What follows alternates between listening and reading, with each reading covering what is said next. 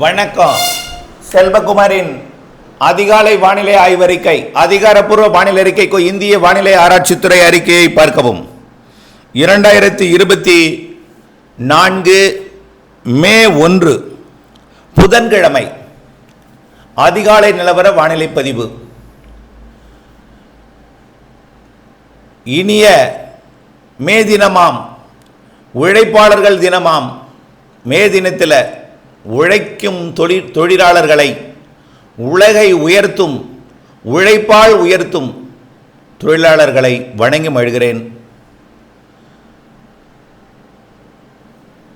வானிலை அறிக்கை. வானிலை அமைப்பு. அரபிக்கடல், வங்கக்கடல் இருபக்கமும் உயரழுத்தம். நிலநடுக்கோட்டு இந்திய பெருங்கடலிலே நிலநடுக்கோட்டுக்கு தெற்கே தென் அரை பகுதியில் தாழ்வு அழுத்தம். அதாவது கிழக்கு திசை காற்றும் மேற்கு திசை காற்றும் தமிழ்நாட்டில் சந்திப்பை ஏற்படுத்துகிறது.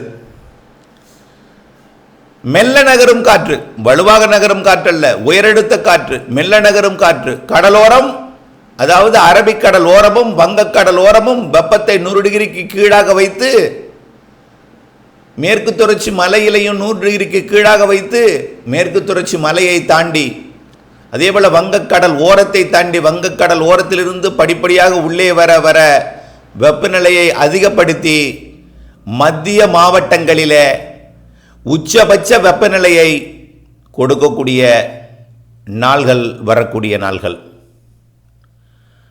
உச்சபட்ச வெப்பநிலையை கண்டு தயவு செய்து அச்சமோ பீதியோ அடைய வேண்டாம். நமக்கு இந்த கொடுக்கக்கூடிய இந்த ஆண்டின் உச்சபட்ச வெப்பம் என்பது இந்த நாட்களாகவே இருக்கும். அக்னியில் அதிக வெப்பம் கொடுக்கக்கூடிய நாள் அக்னியின் தொடக்க நாளாக இருக்கும்.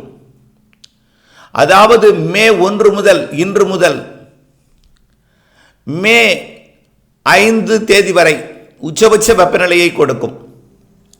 6, 7 தேதிகளில் படிப்படியாக குறைந்தாலும் உச்சபட்ச வெப்பநிலை இருப்பது போல் இருக்கும், படிப்படியாக குறையும். அதாவது இன்று முதல் 5ஆம் தேதி வரைக்கும் மத்திய பகுதியாம் ஈரோடு உட்பட, வேலூர் உட்பட டோட்டல், அதாவது ஈரோடு முதல்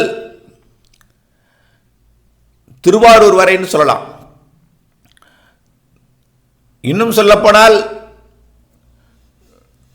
111 டிகிரி வெப்பநிலையை 43 டிகிரி செல்சியஸுக்கு குறையாமல், 43 டிகிரி என்பது 109க்கு மேல், 110, 111 டிகிரி என்பது 44 டிகிரி செல்சியஸ். 43, 44 டிகிரி செல்சியஸ் வெப்பத்தை இந்த ஆண்டின் கோடையின் உச்சபட்ச வெப்பத்தை இந்த மே முதல் 5 நாள் எட்ட போகிறது என்கின்ற அறிவிப்போடு, அதனைத் தொடர்ந்து 2 நாளில் குறைந்து மிகவும் குறைந்துவிடும். 100 டிகிரிக்கு கீழாகவே சில இடங்களில் குறைந்துவிடும். சில இடங்களில் 100 டிகிரியை ஒட்டி இருக்கும் அளவிற்கு வெப்பநிலை அக்னியில் இருக்கும்.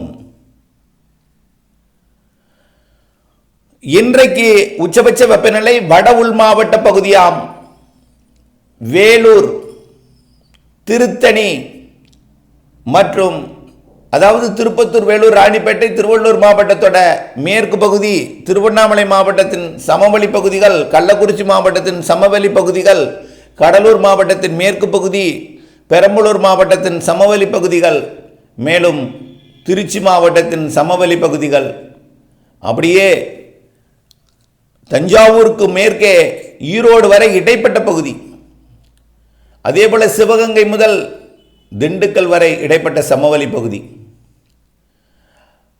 மத்திய பகுதி ஆரல்வாய் மொழி முதல் ஆந்திர எல்லையோரம்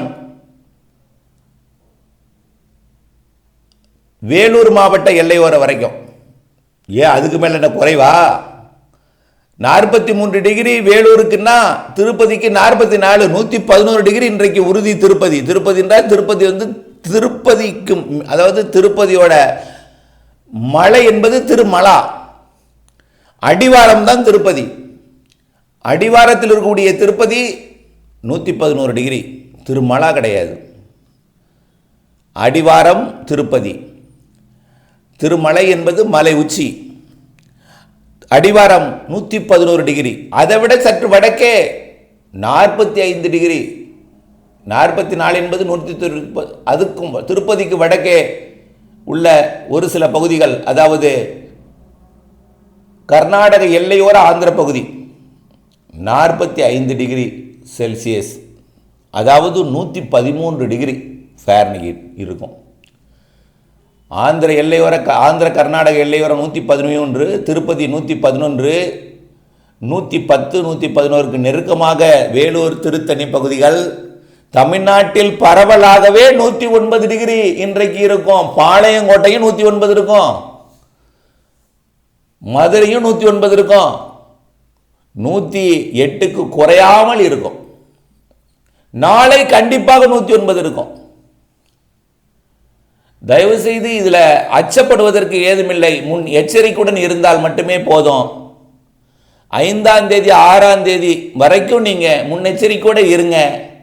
அதுக்கப்புறம் நீங்கள் முன்னெச்சரிக்கையை கைவிட்டுறலாம். ஏன்னா அதுக்கப்புறம் வரக்கூடிய இடிக்கு மட்டும்தான் முன்னெச்சரிக்கை நம்ம தேவை. இடி மின்னலுக்கு. இப்போ நமக்கு தேவை அனலுக்கு. அடுத்து வரப்போவது இடி மின்னலுக்கு.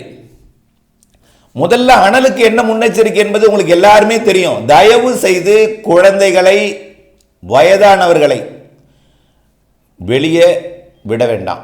வயதானவர்கள் தயவு செய்து, அவங்களுக்கு அறிந்தவர்கள், புரிந்தவர்கள், நிச்சயமாக அவர்கள் பழைய காலம் போல் நினைத்து எதையும் நாங்கள் தாங்கினோம் என்று நினைத்து வெளியே வரலாம்.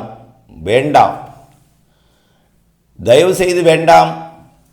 வரக்கூடிய மே 5ஆம் தேதி 6ஆம் தேதி வரைக்கும், 7ஆம் தேதியிலிருந்து மழை வரப்போகிறது. அப்பொழுது வெயில், அனல் குறைந்து வெயிலும் புழுக்கமும் இருக்கும். அனல் காற்று இருக்காது, புழுக்கமும் வியர்வையும் இருந்து மழை பொழிவை கொடுக்கும். முழுமையான குளிர்விக்கக்கூடிய நாட்களும் இருக்கிறது 2வது வாரத்தில், 3வது வாரத்தில் எல்லாம். முழுமையாக வேலூரே 98 டிகிரிக்கு கீழே வரப்போகிற நாள் கூட இருக்கு. 100 டிகிரிக்கு வெயிலூர் கூட 98 டிகிரிக்கு கீழே வரக்கூடிய நாள் கூட இருக்கு.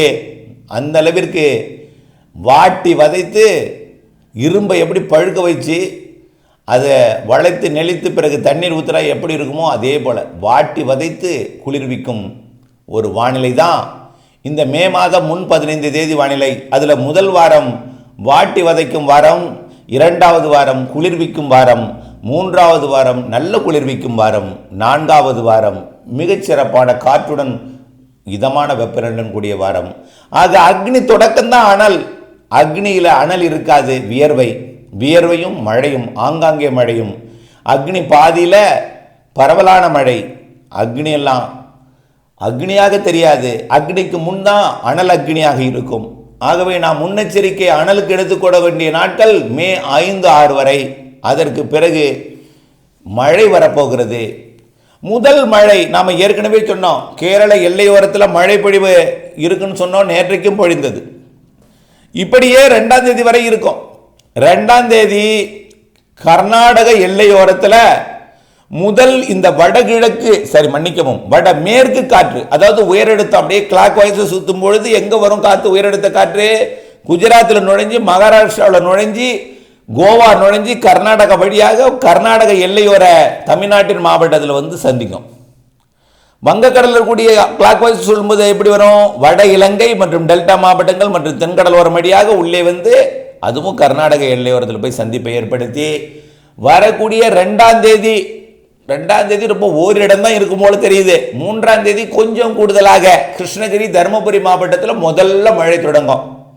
4ஆம் தேதி நீலகிரி, ஈரோடு, கர்நாடக எல்லையோர பகுதி, ஈரோடு, நீலகிரி, சேலம் மாவட்டத்தோட மேட்டூர், கொளத்தூர் பகுதி, கிருஷ்ணகிரி, தருமபுரி மாவட்ட பகுதிகள். அதே நேரத்தில் 4ஆம் தேதி கேரள எல்லையோரத்தில் பொழியக்கூடிய மழை கொஞ்சம் பரப்பில் கூடி தமிழ்நாட்டின் எல்லைக்கு வரும். 5ஆம் தேதி கேரள எல்லையோரத்திலையும் கர்நாடக எல்லையோரத்திலையும் பரவலாகும். 6ஆம் தேதி இன்னும் கொஞ்சம் பரவலாகும். 7ஆம் தேதி உள் மாவட்டங்களுக்கெல்லாம் வந்துடும். நல்ல மழைப்பொழிவு 7ஆம் தேதியிலிருந்து கொடுக்க போகிறது. 8ஆம் தேதி வங்க கடலோரமும் கொடுக்க போகிறது. 8ஆம் தேதி வங்க கடலோரமும் மழைப்பொழிவு கண்டிப்பாக. 2வது வாரம் இன்பம் பயக்கும் வாரம்.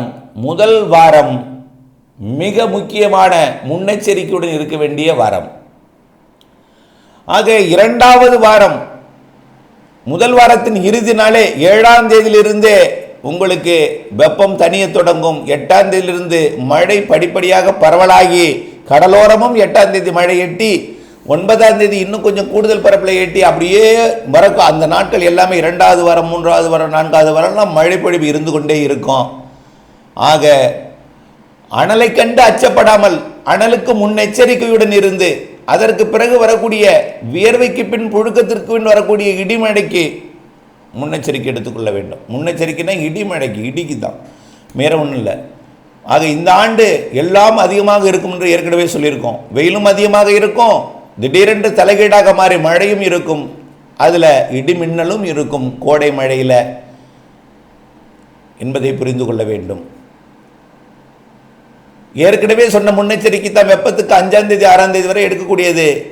அதிக நீர் சத்து மிக்க பானங்களை உண்ண வேண்டும். மதிய நேரத்தில் யாரும் வெளியே கிளம்ப வேண்டாம். கருப்பு நிற குடைக்கு பதில் வெள்ளை நிற குடையை பயன்படுத்துங்கள். வெள்ளை நிற குடை இல்லாவிட்டாலும் வண்ண நிற குடையை பயன்படுத்துங்கள். கருப்பை தவிர்த்திடுங்கள். கருப்பு வெப்பத்தை கவரும். அதனால தான் குடை விரைவாக உலர்வதற்காக கருப்பு வண்ணத்தில் இருக்கிறது. குடை மழை காலத்தில் உலராது என்பதற்காக, கருப்பு குடை விரைவாக உலர்ந்துவிடும் என்பதற்காக. ஆக வண்ண குடையை பயன்படுத்தலாம்.